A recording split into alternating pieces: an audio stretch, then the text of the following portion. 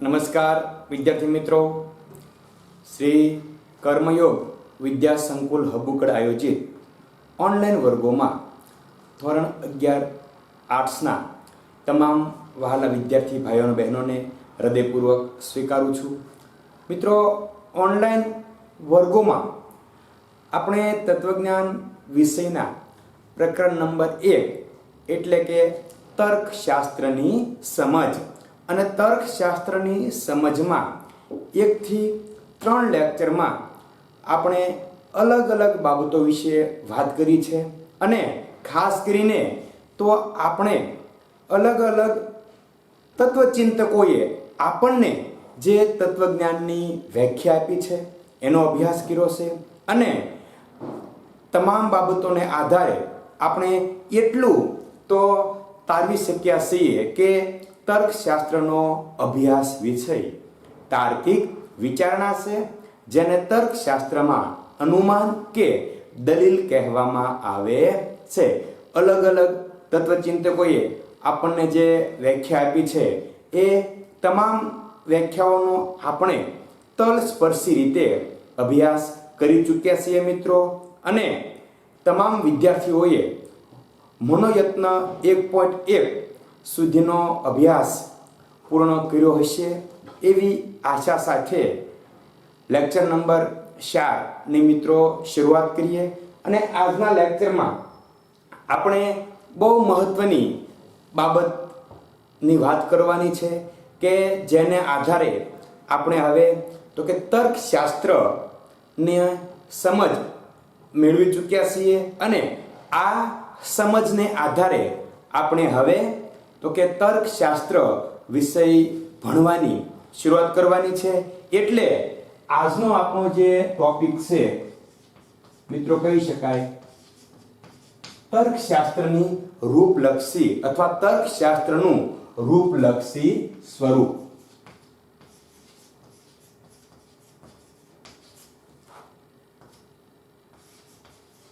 મિત્રો, સ્વરૂપ એટલે આપણને બધાને ખ્યાલ છે કે લક્ષણ પણ કહી શકાય અથવા એ સ્વરૂપને આધારે કોઈ પણ પદાર્થ હોય કે કોઈ પણ વસ્તુ હોય એ કેવી હશે એનું અનુમાન સ્વરૂપને આધારે જ નક્કી કરવામાં આવે છે.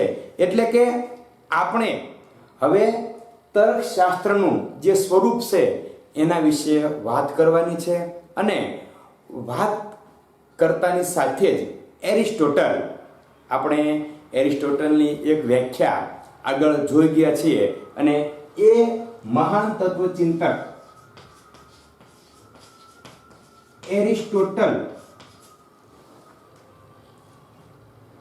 આપણને શું કહે છે, આપણે એની વાત કરવાની છે કે એરિસ્ટોટલ આપણને એવું કહે છે મિત્રો કે એરિસ્ટોટલ વિશ્વની કોઈ પણ વસ્તુ હોય, વિશ્વની કોઈ પણ વસ્તુની વાત છે અહીંયા, માત્ર આપણા ગામ કે કોઈ ચોક્કસ વસ્તુની અહીંયા હું વાત કરતો નથી, પરંતુ આપણને એરિસ્ટોટલ એવું કહે છે કે વિશ્વની કોઈ પણ વસ્તુ હોય એ અંગે 2 રીતે વિચારી શકાય. એટલે આપણો પહેલો અહીંયા ટોપિક મિત્રો આમ કહી શકાય કે વિશ્વની કોઈ પણ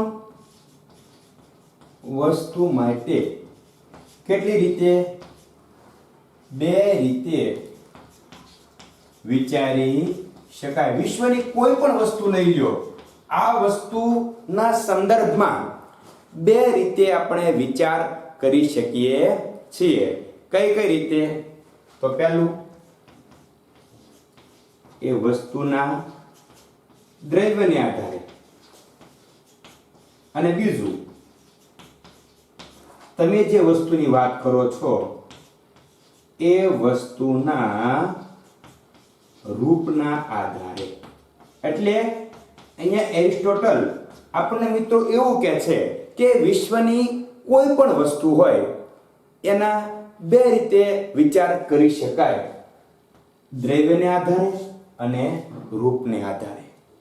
એટલે ચાહે કોઈ આપણા ઘરની વસ્તુ લઈ લઈએ, ચાહે વિશ્વની આપણા દેશની કોઈ પણ વસ્તુ લઈ લેવાય, પરંતુ તમને એમ થશે સાહેબ એ બધી વસ્તુ સાચી, પરંતુ આ દ્રવ્ય અને રૂપ એટલે શું? આપણને જ્યાં સુધી બેઝિક મતલબ શબ્દનો અર્થ ન સમજાય ત્યાં સુધી આપણે કન્ફ્યુઝ રહેવાના. એટલે સૌથી પહેલા તો મિત્રો આપણને એ ખ્યાલ હોવો જોઈએ કે દ્રવ્ય કોને કહેવાય અને રૂપ કોને કહેવાય. અથવા આપણે વસ્તુને કારણ કે આપણે એરિસ્ટોટલ મહાન તત્વચિંતક એવું કહે છે કે વિશ્વની કોઈ પણ વસ્તુને બે રીતે વિચારી શકાય. કઈ રીતે? તો કે તે વસ્તુના દ્રવ્યને આધારે અને તે વસ્તુના રૂપને આધારે. ચોક્કસ આપણે એ વાતને સ્વીકારી લઈએ, પરંતુ આપણને આ બંને શબ્દના મતલબની ખબર હોવી જોઈએ. આ બંને શબ્દ શું કહેવા માંગે છે આપણે એની વાત કરવી પડે. તો સૌથી પહેલા વાત કરીએ દ્રવ્ય. જોજો આપણે આ બંનેની સમજ મેળવીશું ને એટલે આપણને આપોઆપ તમામ બાબતો સમજાઈ જશે. દ્રવ્ય એટલે વસ્તુ જેમાંથી અથવા જેની બનેલી છે તે. લ્યો, વસ્તુ જેની બનેલી છે તે. હવે આ બાબતને આપણે સૌથી પહેલા સમજી લઈએ કે દ્રવ્ય એટલે શું? તો કે વસ્તુ જેની બનેલી છે તે. ફોર એક્ઝામ્પલ, તો કે ટેબલની વાત કરીએ આપણે, તો ટેબલમાં દ્રવ્ય શું થશે મિત્રો? જો અહીંયા આપણે ટેક્સ્ટ બુકમાં ટેબલનું ઉદાહરણ આપણી સમજણ માટે આપેલું છે, એના સ્થાને આપણે કોઈ પણ વસ્તુ લઈ શકાય. હવે ટેબલની વાત કરીએ તો ટેબલ શેમાંથી બનેલું હોઈ શકે? ટેબલ, જો તમે ટેબલમાં દ્રવ્ય ગોતતા હોવ અથવા ટેબલમાં દ્રવ્ય એટલે શું? મતલબ ટેબલ શેમાંથી બનેલું છે? ટેબલ તો કે લાકડાનું પણ હોઈ શકે,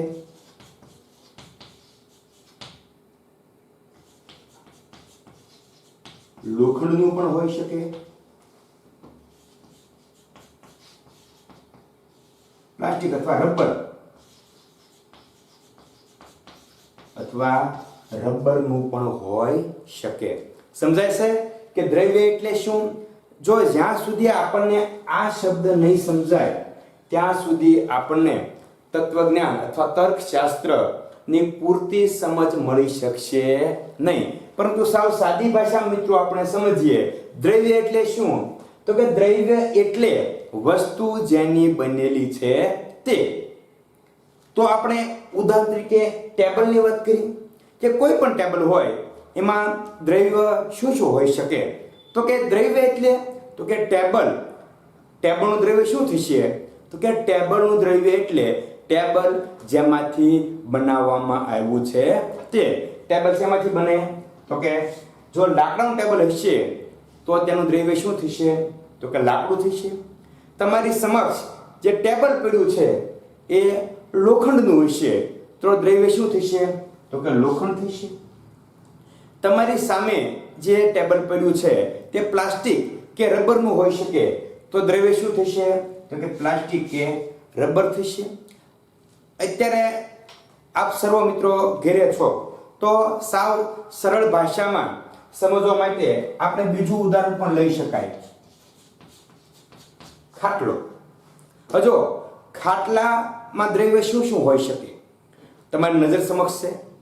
તમે જે ખાટલામાંથી હાલમાં બેઠા છો અથવા તમારી સામે જે ખાટલો છે એની કલ્પના કરો. એમાં દ્રવ્ય શું છે? મતલબ ખાટલો શેમાંથી બનેલો છે?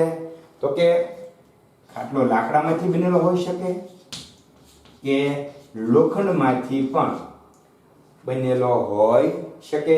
તો ખાટલાનો દ્રવ્ય શું બનશે? તો કે ખાટલાનું દ્રવ્ય બનશે કાં લોખંડ અથવા લાકડું.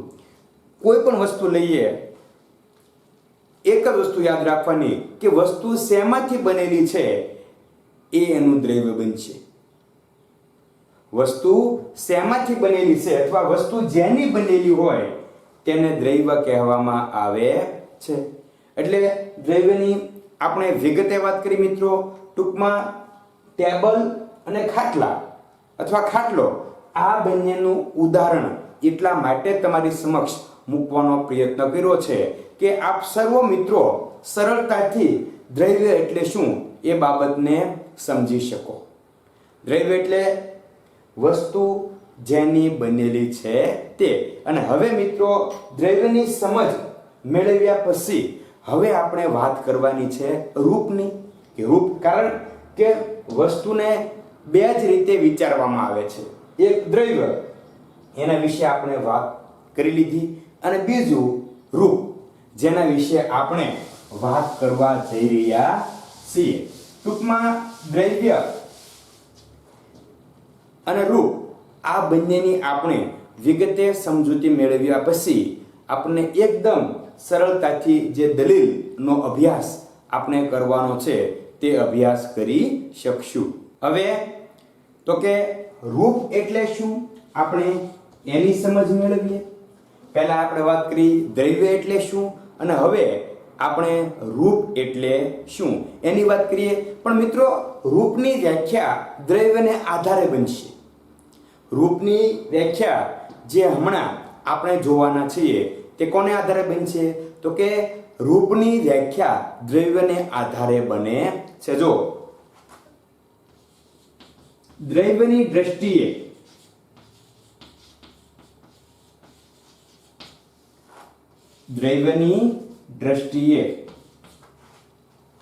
કારણ કે દ્રવ્યની આપણે વાત કરી. હવે તો કે દ્રવ્યની દ્રષ્ટિએ અલગ એવી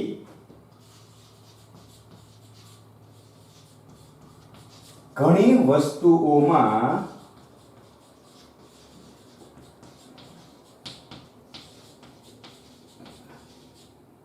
સમાનપણે રહેલું અથવા સમાનપણે રહેલું હોય એને આપણે રૂપ કરી અથવા રૂપ કહી શકાય.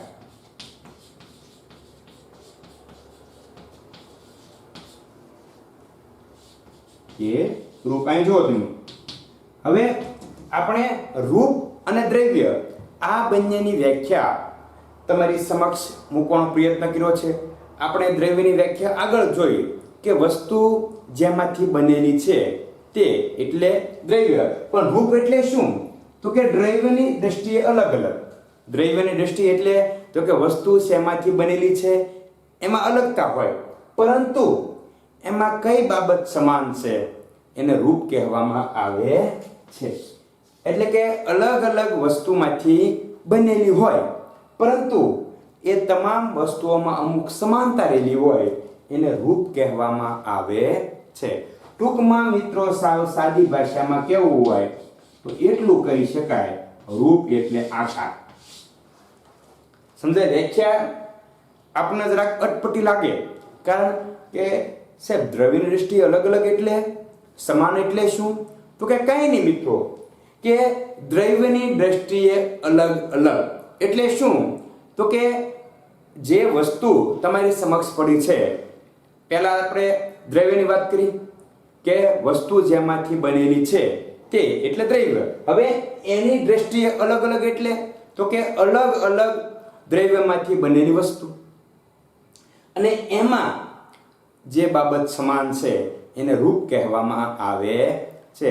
તમારા ટેક્સ્ટ બુકમાં અથવા પાઠ્યપુસ્તકમાં પણ આ જ બાબત લખેલી છે. જુઓ એમાંથી જ ઉદાહરણ લાવવા દઈએ આપણે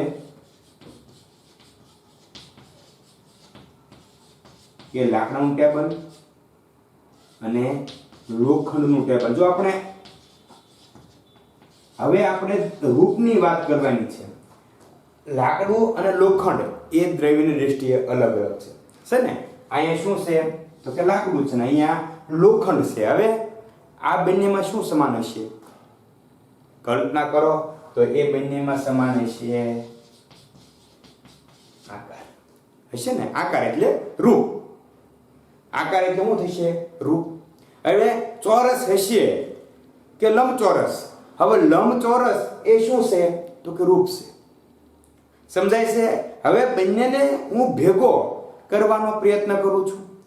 દ્રવ્ય અને રૂપ આ બંનેને ભેગું કરીએ એટલે કઈ રીતે જુઓ તો કે પહેલા આપણે વાત કરી કે અલગ અલગ જેમાંથી વસ્તુ બનેલી છે તે એટલે દ્રવ્ય, મતલબ લાકડું, લોખંડ અને પ્લાસ્ટિક, આપણે એની વાત કરી.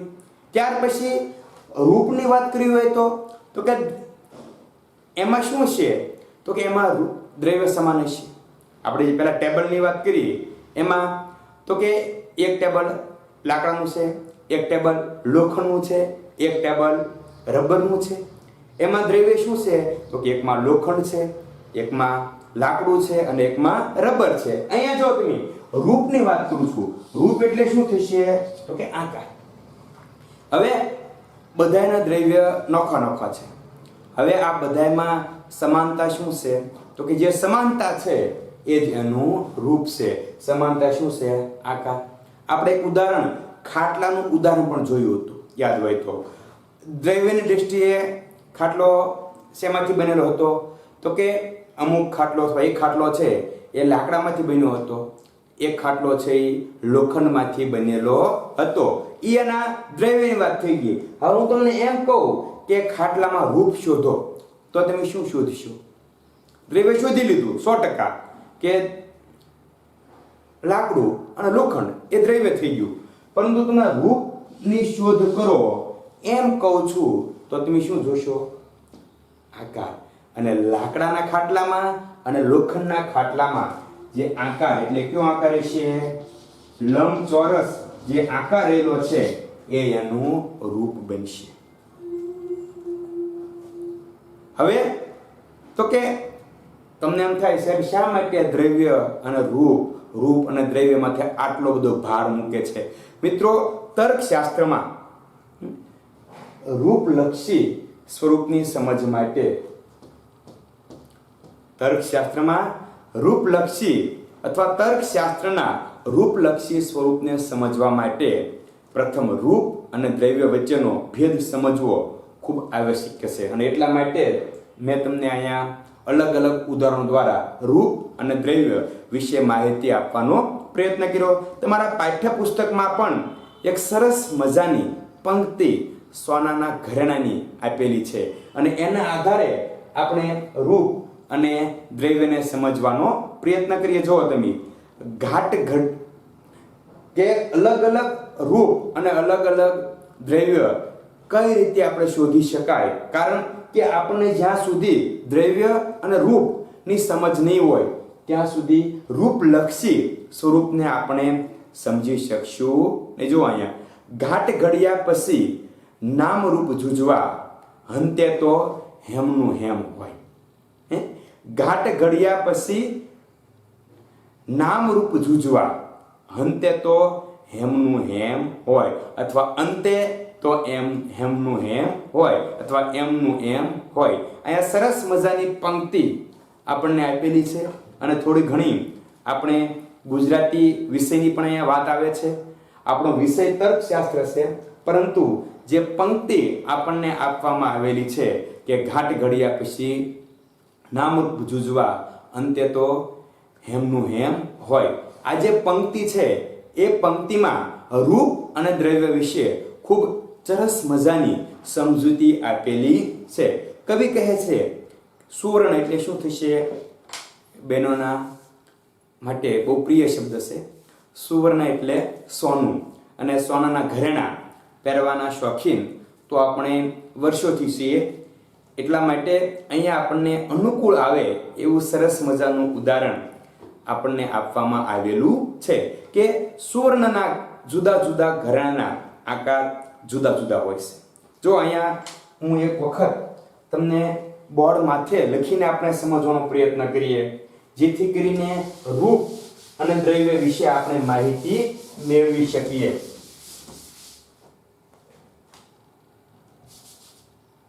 હવે સોનાના જે ઘરેણાં છે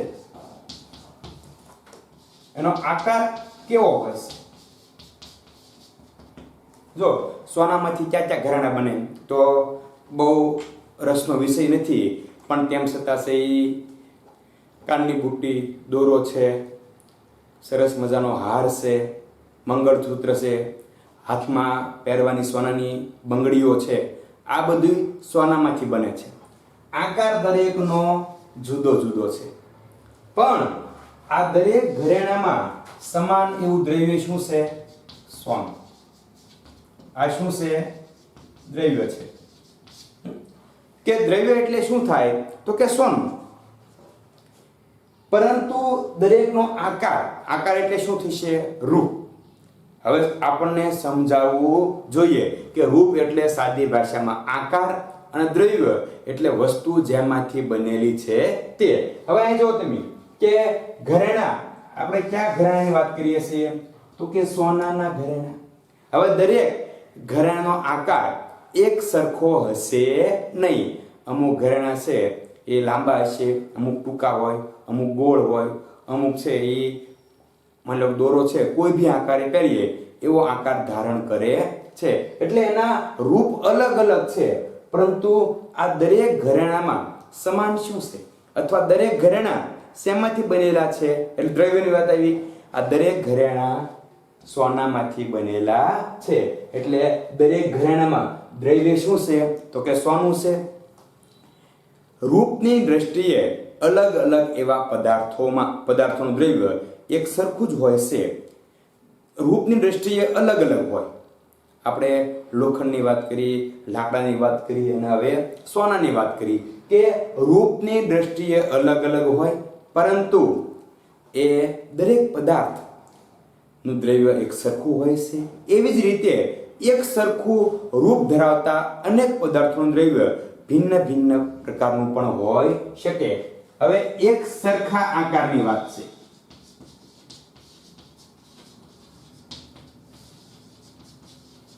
એટલે રૂપની વાત છે. હવે એક સરખા આકાર ધરાવતા હોય અને દ્રવ્ય ભિન્ન ભિન્ન હોય, એટલે આપણે અહીંયા પણ એ જ ઉદાહરણ લઈએ ઘરેણાનું. તો મિત્રો એવું છે કે માત્ર સોનાના જ ઘરેણા હોઈ શકે? રૂપ એક સરખું, દ્રવ્ય અલગ અલગ. એવું છે કે માત્ર સોનાના જ ઘરેણા હોય? તો કે એવું છે નહીં. ઘણા બધા અલગ અલગ પ્રકારના અથવા ઘણી બધી ધાતુમાંથી ઘરેણા બનાવવામાં આવે છે, પરંતુ તેનો આકાર એક સરખો હોઈ શકે. સોનાનો ચેન પહેરો અથવા દોરો પહેરો કે રૂપાનો પહેરી શકાય.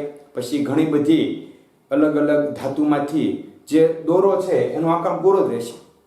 બેનો હાથમાં જે બંગડી પહેરે છે એ બંગડી ગોળ જ હોય છે.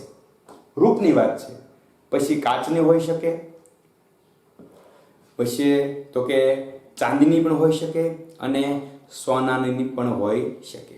એટલે આજે ચાંદી, સોનું કે કાચ એ શું છે? તો કે દ્રવ્ય છે. દ્રવ્ય અલગ અલગ છે, તેમ છતાં બંગડીનો આકાર કેવો છે? કે ગોળ છે. સમજાય છે? દ્રવ્ય અને રૂપ આ બંને વચ્ચેનો તફાવત બહુ માઇનોર તફાવત છે, જે આપણે સમજવાનો પ્રયત્ન કરીએ છીએ. અહીંયા સરસ મજાનું બીજું પણ એક ઉદાહરણ આપ્યું છે. એક જ બીબા એટલે આકાર ઘડવા માટે જે અથવા આકાર ઘડવા માટે જેમાં રસને પાથરવામાં આવે એને બીબું કહેવામાં આવે છે. એક જ બીબા વડે તૈયાર કરેલા સિક્કાઓનું રૂપ એક જ સરખું હોય છે, પણ તેના દ્રવ્ય તરીકે સુવર્ણ એટલે કે સોનું, ચાંદી એટલે કે રૂપું કે અન્ય ધાતુ હોઈ શકે.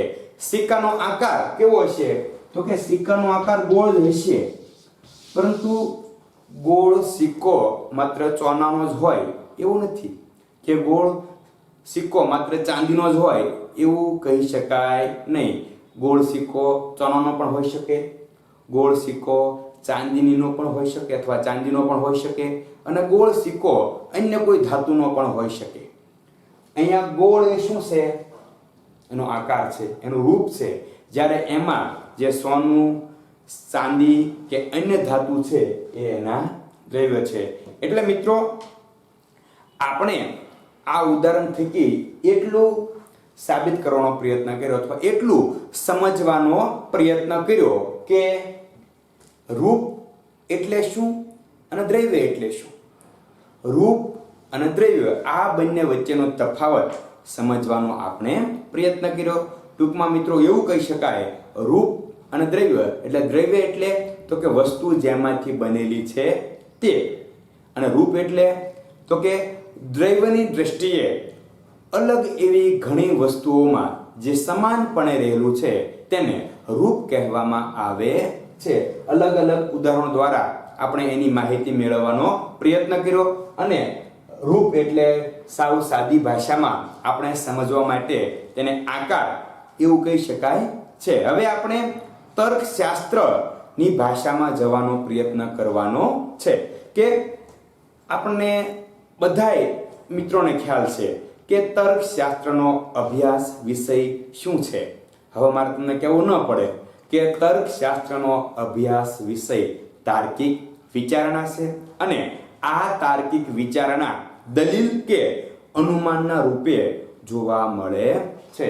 આપણે વારંવાર વાત કરી ગયા છીએ કે તર્કશાસ્ત્રનો અભ્યાસ વિષય શું છે, તો કે તર્કશાસ્ત્રનો અભ્યાસ વિષય તાર્કિક વિચારણા છે, અને આ તાર્કિક વિચારણા તર્કશાસ્ત્રમાં કઈ રીતે જોવા મળે છે, તો કે આ તાર્કિક વિચારણા તર્કશાસ્ત્રમાં અનુમાન કે દલીલના રૂપમાં જોવા મળે છે. અનુમાન એટલે શું એને આપણે વાત કરી હતી કે અનુમાન એટલે તાર્કિક વિચારણા, અને અનુમાનની શાબ્દિક રજૂઆતને દલીલ કહેવામાં આવે છે. એટલે આ બંને વચ્ચે જે સૂક્ષ્મ તફાવત છે તેને તર્કશાસ્ત્ર ધ્યાનમાં લેતું નથી. ટૂંકમાં તાર્કિક વિચારણા એટલે અનુમાન, અને અનુમાનની શાબ્દિક રજૂઆતને દલીલ કહેવામાં આવે છે. આ દલીલનો અભ્યાસ, કારણ કે પહેલા આપણે વાત થઈ ગઈ છે કે દલીલની રજૂઆત વાણી દ્વારા, ભાષા દ્વારા કે લેખન દ્વારા કરવામાં આવે છે. અને આપ સર્વ મિત્રો જાણો છો કે આ દલીલનો અભ્યાસ દરેક તર્કશાસ્ત્રી કરતા હોય છે, અને આ દલીલનો અભ્યાસ કરતી વખતે તર્કશાસ્ત્ર દલીલના વિષય તરફ દુર્લક્ષ સેવે છે, અને કેવળ દલીલના રૂપને જ લક્ષમાં લે છે. હવે આપણે રૂપલક્ષી સ્વરૂપની વાત કરવાની છે. આગળ આપણે જે વાત કરી તે દ્રવ્ય અને રૂપ વચ્ચેના તફાવતની વાત કરી, પરંતુ અહીંયા આપણે જોઈએ તો ખ્યાલ આવે છે કે તાર્કિક વિચારણા એ શું છે, તો કે તાર્કિક વિચારણા એક પ્રકારની દલીલ છે, અને દરેક તર્કશાસ્ત્રી અથવા તર્કશાસ્ત્રમાં જ્યારે દલીલનો અભ્યાસ કરવામાં આવે છે ત્યારે શું કરવામાં આવે છે, એના વિષયને, વિષય એટલે દ્રવ્ય કહી શકાય મિત્રો, વિષયને ધ્યાનમાં લેવામાં આવતું નથી.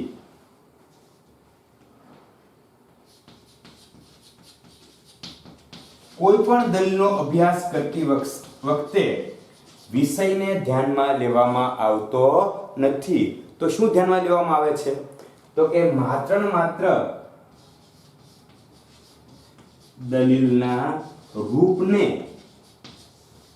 ધ્યાનમાં લેવામાં આવે છે.